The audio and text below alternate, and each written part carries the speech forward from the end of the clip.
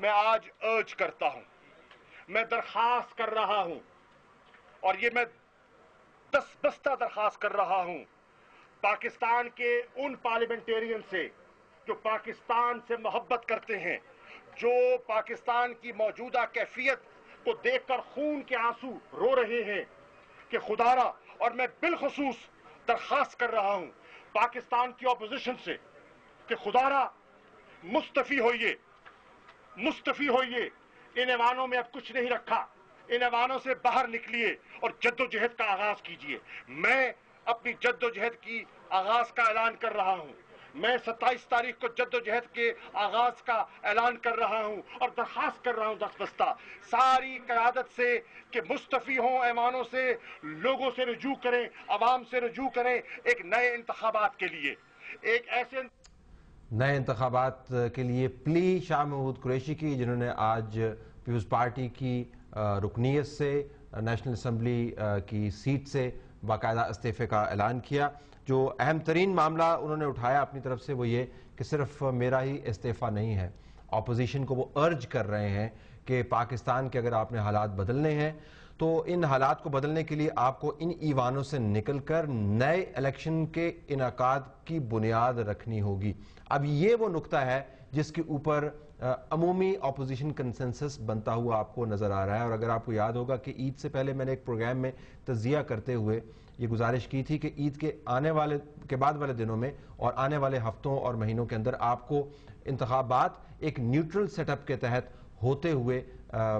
کی جو ڈیمانڈ ہے وہ آپ کو زیادہ نظر آئے گی۔ تو شاہ محمود قریشی نے آج اس ڈیمانڈ کو باقاعدہ آرٹیکولیٹ کر دیا۔ یہ ڈیمانڈ جو ہے اس سے پہلے ہم عمران خان سے بھی سن چکے ہیں، اور اس کے ساتھ ساتھ ہم پی ایم ایل این کی جانب سے بھی یہی ڈیمانڈ سن رہے ہیں۔ پاکستان مسلم لیگ کے دوسرے جو دھڑے ہیں ان میں سے بھی اسی قسم کی ڈیمانڈ کے حوالے سے ہمیں آوازیں اٹھتی ہوئی نظر آ رہی ہیں۔ اب شاہ محمود قریشی نے آج اپنے ریزگنیشن کے ساتھ جو یہ ڈیمانڈ منسلک کی ہے، اس کی امپلیکیشنز ان کے لیے خود بھی ہیں۔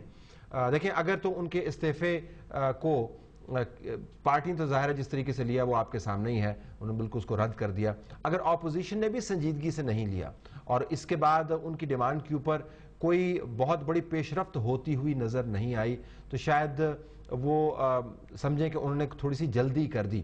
اگر پی ایم ایل این نے ان کی ڈیمانڈ کو یا ان کے استعفے کو معتبر نہ جانا اور ان کی ہاں میں اپنی پالیسی کی وجہ سے ہاں نہ ملائی تو شاید شاہ محمود قریشی جو ہے ایک مرتبہ پھر 2-3 مہینے کے لیے سیاسی ویلڈرنس کا شکار ہو جائیں۔ لیکن اگر دوسری جماعتوں نے اس ڈیمانڈ کو رسپونڈ کیا اور اپنی ڈیمانڈ کے ساتھ اس کو نتھی کیا تو آپ کو ایک بڑا اپوزیشن کا